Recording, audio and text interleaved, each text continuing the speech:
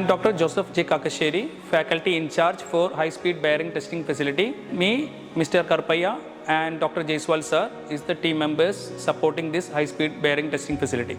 Myself, Dr. B.L. Jaiswal, working as a professor in Aeronautical Department. Now this bearing test facility can run up to 20,000 RPM, and we can test a number of items like bearings we can test generators, alternators, small bearings, even bigger bearings, SFD bearings. So we have a motor of capacity of 3000 RPM with a power of 350 kilowatt motor, and with the support of a gearbox it can move up to 20,000 RPM at the spindle. It's equipped with two cooling system with the setup. One is for gearbox and spindle, second one for the test rig. Both the cooling system is used oil for cooling, and this oil is cooled with an heat exchanger, and this heat exchanger have connected to an 5 HP motor water supply. In test rig, we can vary the speed of the oil flow rate and heat exchanger water flow line. So this test setup has got a motor with a 350 kilowatt capacity, and this is the drive electronics for driving the motor. So this is a variable frequency drive. It can be vary the speed of the motor from 0 to 3000 RPM. Layout of this high speed bearing system can be seen here. This end we have a drive motor, then a step up gearbox, then a spindle. These are the lubrication system for gearbox. This is the lubrication system for the test unit, and this is the test unit, and we have axial loading facility which is here.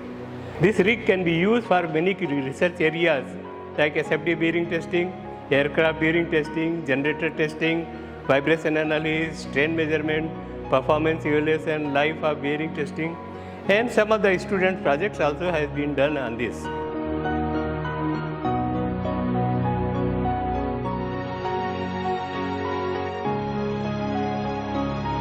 This lab is running in high speed and with high power, so the safety protocols we have to follow it. So we are using helmets, glass, goggles, then ears, because the sound is higher in range. So these are the minimum things we have to use. Who is part of the testing team, they have to wear the gears. As per the safety part, we have a lotto system. So anything which went wrong, we have to properly lotto it, and we have to lock it, and we have to keep it in a safe location, so the machines not be operated without the knowledge of the concerned faculty. So these cables what you see, they are all coming from vibration pickup, and this is the vibration analyzer where the signal comes, and then it is fed to a data logger. So this is the data logger. This output goes to our computer where we can have the software and see the vibration levels.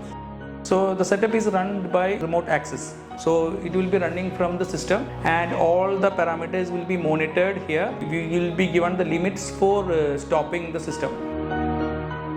So normally we will be monitoring the vibration and the temperatures of the testing component and our test facilities. Wherever the limits go high, it will automatically stop the facility and safeguard it.